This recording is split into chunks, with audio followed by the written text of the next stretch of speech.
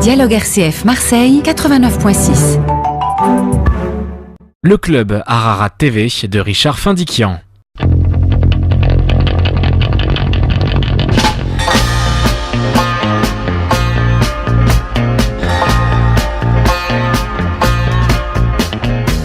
n'ai besoin de personne en Harley Davidson. Je ne reconnais plus personne en Harley Davidson. J'appuie sur le starter et voici que je quitte la terre. J'irai peut-être au paradis, mais dans un train d'enfer. Je n'ai besoin de personne en Harley Davidson. Je ne reconnais plus personne en Harley Davidson. Et si je meurs demain, c'est que elle était mon destin. Je tiens bien moins à la vie qu'à mon terrible engin.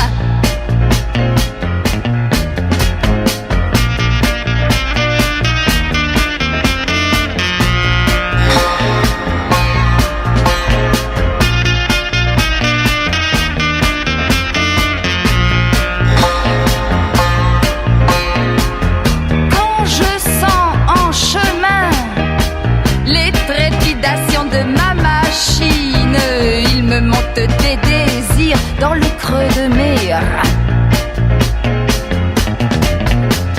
Je n'ai besoin de personne en Harley Davidson. Je ne reconnais plus personne en Harley Davidson. Je vais à plus de 100 et je me sens à feu et à sang. Que m'importe de mourir les cheveux dans le vent. Que m'importe de mourir les cheveux dans le vent.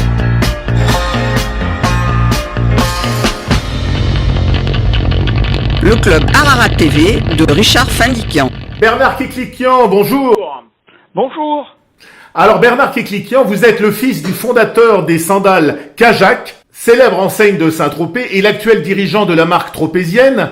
Arrivé d'Anatolie avec sa famille pour fuir le génocide, votre père Jacques Kéklikian, Agop en arménien, fonde en 1933 un magasin atelier rue Allard, dans ce qui n'est alors qu'un petit village de pêcheurs. Et oui, dans ces années-là, Saint-Tropez est très peu connu, même pas de Brigitte Bardot, puisqu'elle arrive dans les années 50, était connue par Colette, par les artistes. C'était un petit village discret de pêcheurs dont l'activité était et la pêche et le commerce, puisque Saint-Tropez était un port de commerce également. Voilà. Donc c'était vraiment le pur hasard qui a fait que papa soit arrivé à Saint-Tropez. C'est pourquoi est-ce qu'il est arrivé à Saint-Tropez? Parce que il est passé par un orphelinat à Corfou, et quand il est arrivé à Saint-Tropez, il s'est dit tiens, ça ressemble à Corfou, ça lui a plu, donc il est resté. Alors Kéklikian, nom qu'on a jugé à l'époque trop compliqué à retenir, est réduit à un simple K, précédant son prénom. La marque Kajak était donc née. Eh oui, la marque Kajak est née en 1935. Alors, c'est vrai que c'est un petit peu compliqué, mais c'est par souci de discrétion, comme tous les Arméniens, j'imagine, hein, pour pouvoir bien s'intégrer. Il a réduit son nom à Kajak. Et puis, en fait, on a retrouvé des documents pourquoi Kajak? Parce que quand il a voulu faire fabriquer un objet qui permet de graver dans le cuir le nom de la marque, Kéklikian Jacques Saint-Tropez, c'était un peu trop long. Et le fabricant lui a dit, vous savez, si vous réduisez, ça vous coûtera moins cher. Alors, on a ce document et on a derrière le document, il est marqué K. Jacques Saint-Tropez, tant de lettres multipliées par 3 francs, ça fait 48, c'est comme ça qu'il est devenu Kajak, parce que ça coûtait moins cher pour acheter son objet à graver le cuir. Alors on peut dire que ces sandales que vous fabriquez ont été pensées pour résister à l'eau de mer. Ce sont des spartiates inspirés de la Rome antique.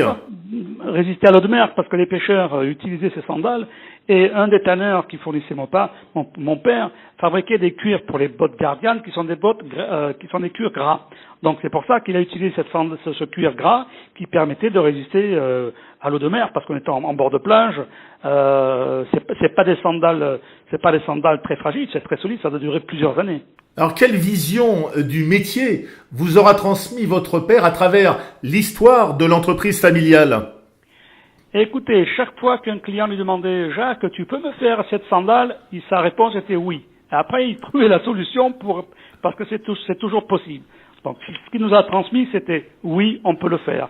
Et donc maintenant, on fait de la personnalisation, on crée beaucoup de modèles, on dit « oui, on peut ». Alors, une enseigne qui deviendra vite un mythe tropézien. Dans les années 1930, des artistes tels que Picasso, Colette ou Cocteau, habitués des lieux, tombent sous leur charme, mais c'est Brigitte Bardot qui portera vos sandales dans les années 60, au point de devenir l'emblème du style tropézien. Et oui, Brigitte Bardot a beaucoup fait pour Saint-Tropez, mais elle portait des sandales, je les choisis moi-même personnellement, j'ai pu toucher ses pieds, ses jolis petits pieds, elle a une petite pointure. Et oui, voilà. Donc Bardot a fait exploser Saint-Tropez et tous ceux qui étaient sur Saint-Tropez en ont profité, bien sûr. On lui est très reconnaissante. Plus tard, c'est Catmoche, paparazzé avec votre modèle Épicure, qui va vous assurer une exposition planétaire. Et voilà ce qui s'est passé. La brindille, comme on l'appelle discrètement, je découvre une photo, elle a ses sandales aux pieds, et puis à partir de là, ça explose, comme quand des people portent un produit, une sandale, une robe, un chapeau, un bracelet, ça explose, et voilà, pour nous, ça a explosé. Maintenant, c'est avec Instagram. Voilà, on est très à l'affût de ce qui se passe sur les réseaux. Alors vous dites qu'une sandale Cajac n'est pas qu'une sandale, mais que c'est un travail d'orfèvrerie. C'est plus d'une heure de travail, une paire de sandales, dont des matières premières de haute qualité, une technicité, une compétence de tous nos salariés, parce qu'on est plus de 40 dans l'entreprise. Et c'est de l'orfèvrerie parce qu'il faut que ce soit extrêmement délicat, raffiné, mais solide, mais qui doit durer. Votre atelier de Saint-Tropez est 100% service et totalement destiné aux sur-mesures et à la personnalisation. On fait pas que de la personnalisation et du sur-mesure. On fabrique aussi pour nos boutiques et pour nos distributeurs qui sont dans le monde entier des paires de série. Mais la particularité, c'est que chacun de nos clients, ou bien un distributeur de notre marque ou un consommateur, peut, pour sa propre boutique ou pour son propre usage, personnaliser son produit, soit par la couleur, soit pour l'associer avec des vêtements qu'il a dans sa boutique. Voilà, c'est pour ça qu'on parle de personnalisation. Je ne propose pas une gamme standard, je propose une base avec laquelle nos clients consommateurs ou revendeurs peuvent construire leur propre collection, leur propre paire. Avec un showroom à New York et à Milan, aujourd'hui, l'entreprise emploie, je crois, pas moins de 30 salariés dans l'atelier de Saint-Tropez, mais vous faites un chiffre d'affaires de près de 6 millions d'euros, dont 60% à l'export. Combien avez-vous de points de vente à travers le monde aujourd'hui? De points de vente qui nous revendent, pas en propre, parce que je oui. Pour eux, à peu près 300 points de vente qui nous revendent, oui. Essentiellement aux États-Unis, en Europe, un petit peu en Australie, assez peu en Asie, parce qu'il y a un problème de concurrence de devises avec le yen qui est pas favorable pour l'euro. Voilà. Et loin des stratégies purement financières, vous travaillez en famille et vous avez préféré vous concentrer sur la transmission de l'entreprise à vos enfants. Voilà, c'est notre souhait. J'arrive en fin de carrière professionnelle. Je ne vais pas arrêter mon activité pour cela, mais l'objectif est que l'entreprise perdure. On a des enfants, 5 neveux et nièces, qui déjà 4 sont dans l'entreprise. Le dernier n'a que 13 ans, mais ça leur donne une grande envie de poursuivre ce qu'a fait le grand-père, parce qu'il y a une marque, il y a un produit, il y a un savoir-faire, il y a une philosophie. Parce que, mine de rien, il faut avoir une certaine philosophie pour faire ce type de produit. Alors Bernard Keklikian, le mois dernier, vous avez été récompensé par les chefs d'entreprise franco-arméniens et la Chambre de commerce et d'industrie franco-arménienne basée à Marseille en recevant un trophée. Il s'agissait du trophée de l'artisanat de luxe qui vous récompensait. Alors cette dimension artisanale est importante pour vous et vos enfants et vous tenez vraiment à perpétuer cette tradition du savoir-faire et de l'excellence? Écoutez, la première chose, je voulais dire, nous étions extrêmement émus lorsque nous avons reçu ce prix, d'une reconnaissance de la communauté, parce que chacun essaye de faire son mieux et de et de laisser une trace. Le petit Jacques, le petit sandalier qui était à Saint-Tropez là dans les années 30, eh bien, il a fait un produit, il a fait une marque, et il a laissé une trace. Ça, pour nous, c'est extrêmement fort. On peut dire que Cajac, c'est à la fois l'histoire d'un lieu, d'une famille et d'un produit? Oui, c'est le mythe de Saint-Tropez, c'est le mystère de Saint-Tropez. On serait installé dans une autre ville de la côte ou de l'intérieur des terres. Je pense que le résultat n'aurait pas été celui-là. Il y a un mystère Saint-Tropez, je vous dis. Merci Bernard Kéklikian. À très bientôt.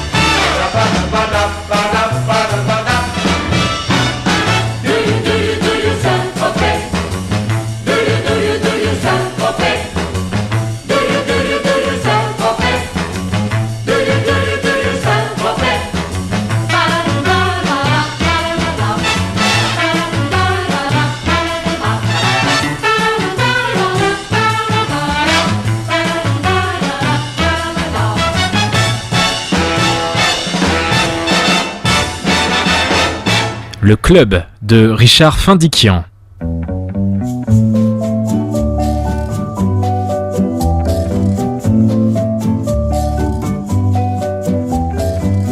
Sur la plage abandonnée, coquillages et crustacés, qui l'eût cru déplore la perte de l'été, qui depuis s'en est allé.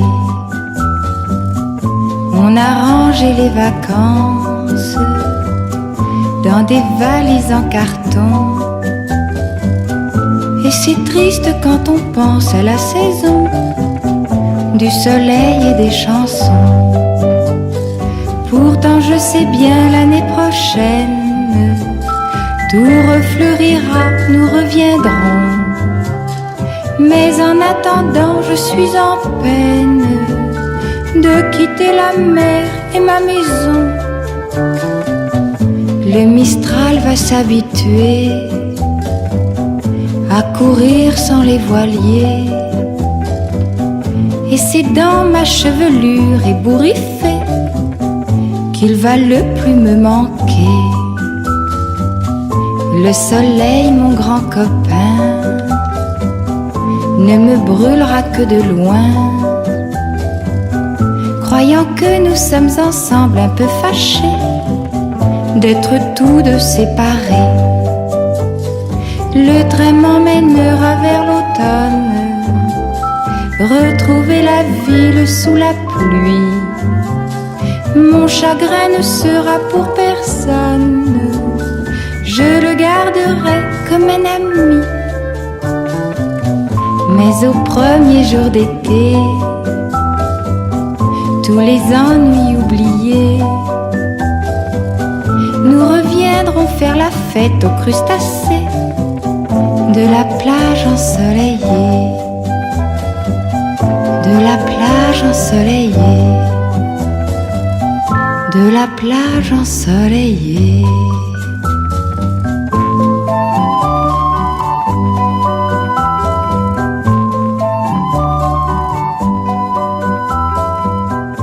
Lionel Mination, bonjour. Bonjour. Alors vous êtes Lionel Mination, vice-président de The Camp. Pour l'équipe de The Camp, après le choc de la disparition de Frédéric Chevalier en juillet dernier, le projet se poursuit. Un campus européen à l'américaine dédié aux technologies émergentes, dessinée par l'architecte marseillaise Corinne Bezzoni, qui s'étale sur 7 hectares et qui a pour objectif de rassembler étudiants, chercheurs et entrepreneurs sur les thématiques du numérique et du développement durable. Exactement. On a conçu The Camp véritablement comme un camp de base où des gens venus du monde entier viennent réfléchir, expérimenter, innover, tester ce que va être le monde de demain. Un monde durable et humain. On a vraiment conçu The Camp comme la Villa Médicis du XXIe siècle, c'est-à-dire pas une Villa Médicis avec des artistes qui viennent de manière individuelle, mais qui collectivement produisent des idées, produisent des projets pour changer le monde. Alors, le conseil régional PACA, le conseil départemental des Bouches-du-Rhône, la métropole ex-Marseille-Provence, ainsi que la chambre de commerce et d'industrie Marseille-Provence ont largement participé à l'amorçage du projet. C'est un pari public, mais aussi privé, avec 19 partenaires, dont Vinci, Air France, Cisco, CMA, CGM ou encore le Crédit Agricole. Oui, en fait, on a imaginé ce projet pour penser le futur. Le futur ne peut pas être pensé que par le monde public ou le monde privé. On a imaginé The Camp comme un tiers-lieu, privé-public. Et donc, il y a des financements privés, majoritairement, et des financements publics. Et The Camp a été imaginé, conçu, co-construit comme un projet international, un véritable totem à l'international pour attirer sur le territoire. Mais ce totem à l'international privé-public, évidemment, il est ancré sur le territoire. Et donc, les collectivités que vous avez citées et la chambre de commerce ont fait le pari avec nous qu'on pouvait faire venir ici les intelligences du monde entier. Et donc, on n'a pas demandé de subvention, on a ici inventé un nouveau modèle et c'est des prêts qui nous ont permis d'amorcer le projet pour une vingtaine de millions d'euros, alors que globalement, pour vous donner une ordre d'idée, on a levé une centaine de millions d'euros. À seulement un quart d'heure de la gare TGV d'Aix et de l'aéroport Marseille-Provence, The Camp est aussi pensé pour rayonner au-delà des frontières. Oui, c'est un projet qui est international, qui a été pensé de manière internationale. C'est un lieu ouvert, un lieu en fait qui fait le pari du progrès, et aussi bien les campers qui viennent du monde entier que les experts qui viennent, que les élus ou les grands groupes ou les start-up viennent du monde entier. Pour vous donner 2 exemples, on a cette semaine 15 start-up qui arrivent. Sur ces 15 start-up, la majorité sont internationales.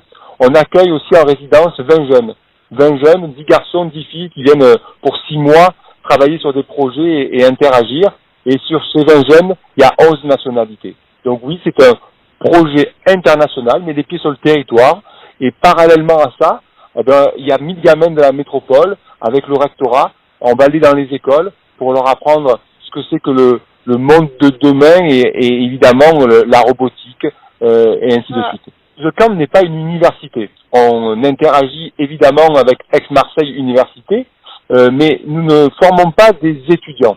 Nous sommes avant tout une fabrique de projets et les profils qui viennent, c'est majoritairement des gens qui sont déjà professionnels, qui sont des innovateurs, qui sont des chefs d'entreprise, qui sont des cadres de grands groupes ou de PME du monde entier, qui sont des élus, qui sont des dirigeants de collectivités, et qui viennent en fait s'acculturer au monde de demain et mener des projets de manière collective plutôt que de rester dans son silo. Donc c'est un projet transversal. On peut dire que c'est un lieu d'intelligence collective qui donnera vie aux utopies afin que nos villes deviennent à la fois plus humaines et plus durables. Oui, The Camp est un camp de base qui est éminemment utopiste. Ce rêve-là, en fait, vous l'avez dit au départ, c'est celui d'un homme qui a osé le progrès, qui a osé l'optimisme, qui a osé l'amour presque, j'aurais envie de dire. Et à un moment donné où des chefs d'entreprise qui réussissent sont plutôt là tendance à construire des bunkers, on a fait le pari, l'utopie, de construire ce lieu qui croit au progrès et qui est donc est ouvert. Comment vous pourriez définir la force de The Camp? La force de The Camp, c'est le collectif. Vous parliez d'intelligence collective dans un monde qui culturellement jusqu'à présent est basé sur la hiérarchie, le silo. On fait le pari du collectif et de la transversalité. Pour ça, il faut changer son mindset, changer sa manière de penser, sa manière de travailler, sa manière d'échanger avec les gens qui composent notre environnement. C'est fini le temps des campus corporate. On est vraiment sur un monde qui doit penser différemment et agir différemment. Merci Lionel Mination. Merci. À très bientôt. Au revoir.